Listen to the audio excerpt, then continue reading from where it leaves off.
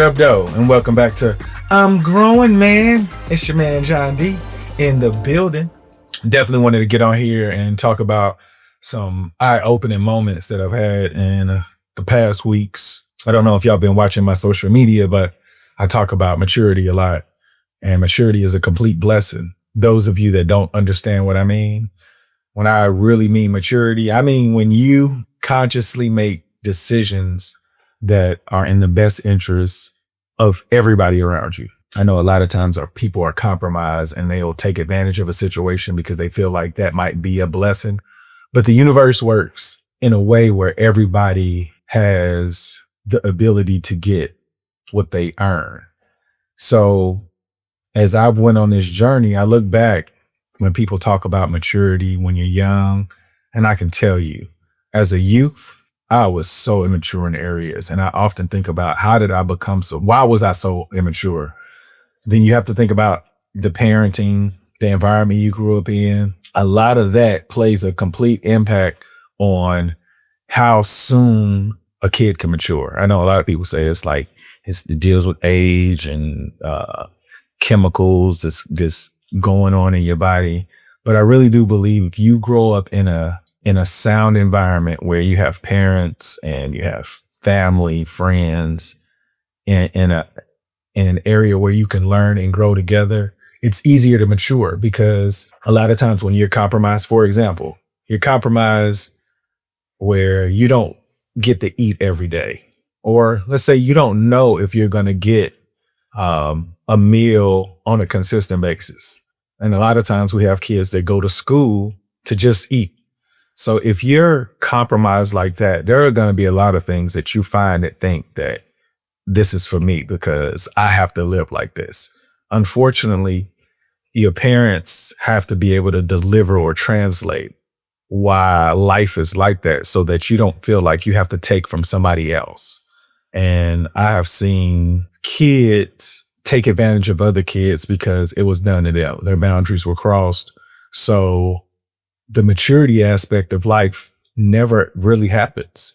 I think maturity comes when you feel like you're literally in a good place. Looking back in my youth, like when I used to get in trouble a lot, and I compared my life to what I think other people in my situation or other people similar. Because I think about the kids that I would consider mature at that time, they didn't have to worry about things like I did. And I think if you're immature, there's a level of comprehension on why maturity is so important. You know, you could tell a kid, hey, this is why you shouldn't do it. But if you don't explain it properly, they won't understand.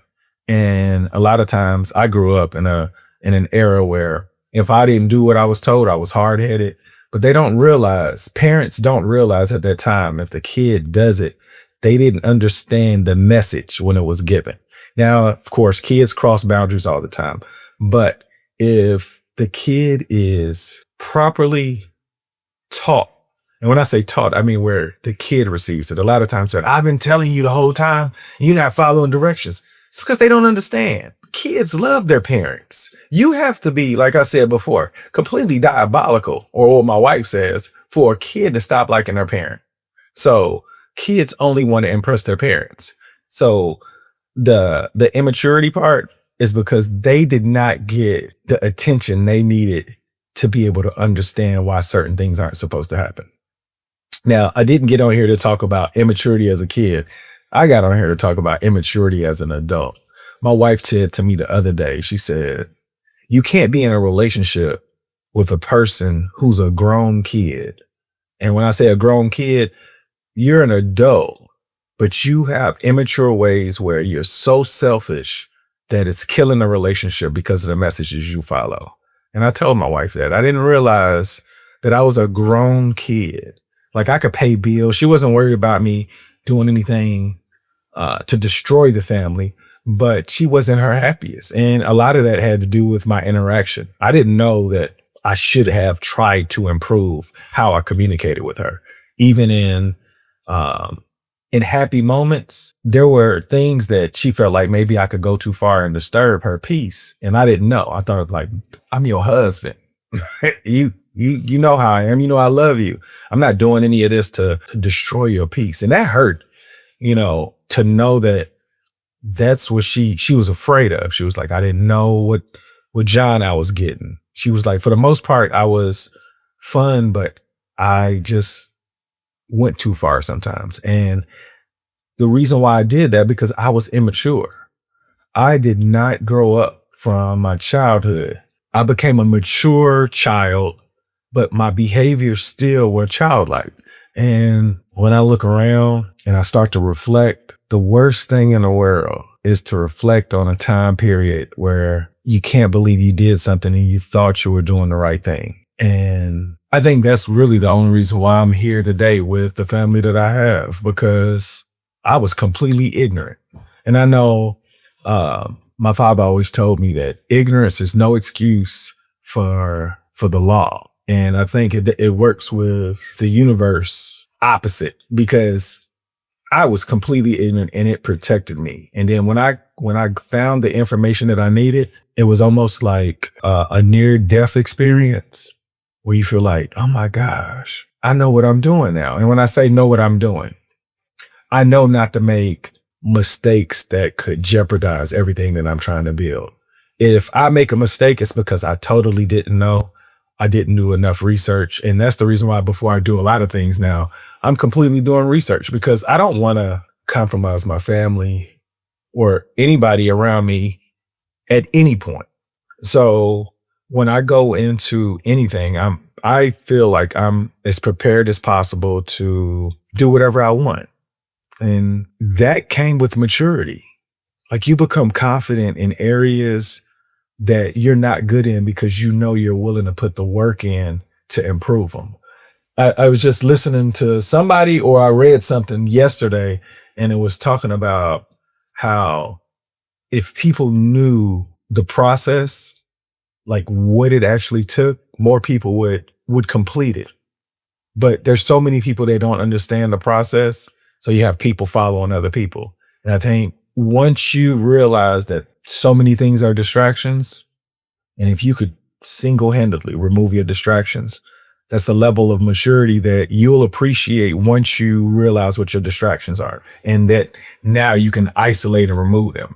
But I will say this, during your process of maturing into the person you want to become, in order to truly remove a distraction, a bad habit, or something you don't like in your life, you have to have something that you can replace it with. And it has to be something of value, because if it's not of value, it's going to be easy to fall back into the behaviors that got you to that point.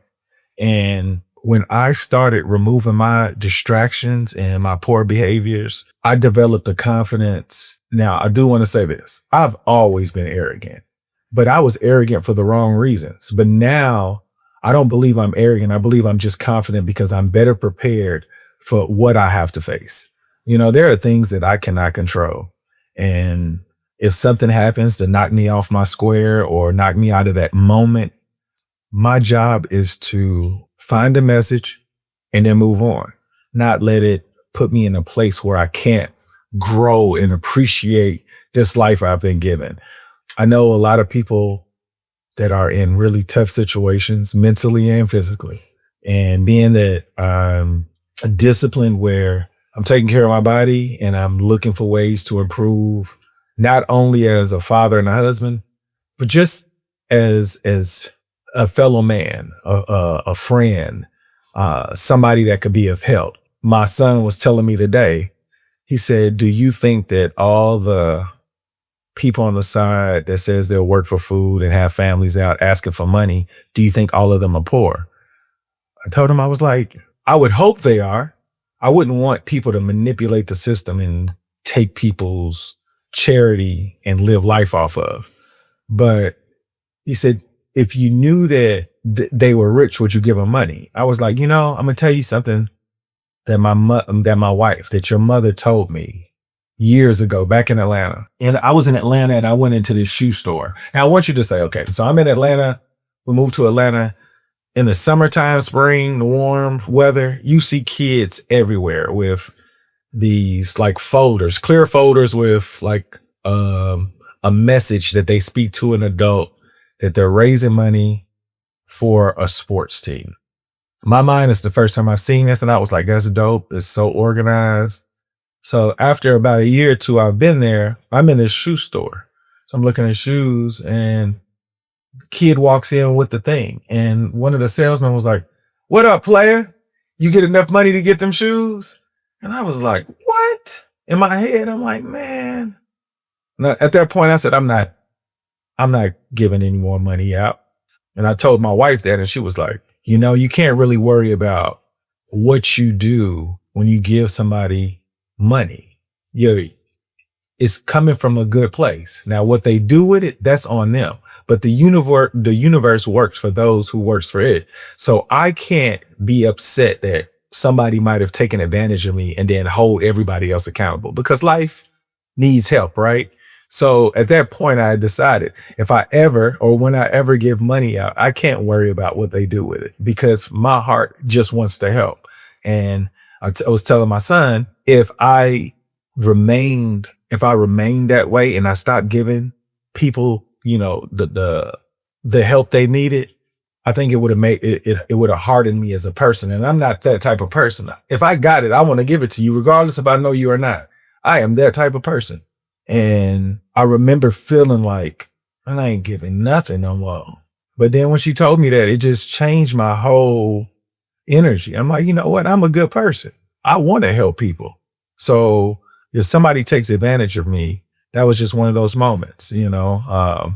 But it's not, no, don't get me wrong. I'm not giving out all kind of money or whatnot, but you do see those people that may need some help, and it's in my best interest to always help. And I believe that's a part of maturity. When you feel that you're in a place that you can help other people. And I remember where there's parts of my life where I just wasn't mature enough. And that's why I say maturity is a blessing, because the decisions I make now are so intentional that if I fail or come short, I know that I'm getting closer. It's not like, what did I do wrong? I'm working. It comes in time. It's just a little step at a time. If you work towards your goal, whatever your goal may be, if you put in that work every single day, you will get there faster than you would ever imagine. Before I go, I wanna say when I matured, what I learned that everybody should do. You should create a routine as young as you can start. Parents, educators, workers in the work field, you should create a routine that you can do every single day. Your routine should consist of an effort that you put into things that makes you better. It's going to change your environment around you and make you feel more prepared and more confident. Every part of your day should have something to do. Even if you decide that you're just going to slack, it shouldn't be longer than a certain period of time. Because if you get too caught up in slacking, you become that person and you don't even know it. And if you get in the hamster wheel of slacking, you're going to complain a whole lot more than regular people. But if you get that routine, and a routine consists of what time you get up, what do you do when you get up, what do you do during the time before you have to be somewhere? What does this look like? Every day should look very similar. And this is the reason why I'm telling you this. Your body is a series of habits. You move through a series of habits. And if you get into the routine of working on something, there are things in the background that's going to develop right before your eyes. But if you don't do it every single day, you cannot see anything like that develop. And that's one of the reasons why I feel like when people say 90% of businesses fail 2 to 5 years, because they don't know the process it actually takes. They knew the process, it would succeed. And it's more than money. It's more than time. You have to learn everything in between so that it doesn't happen in the future.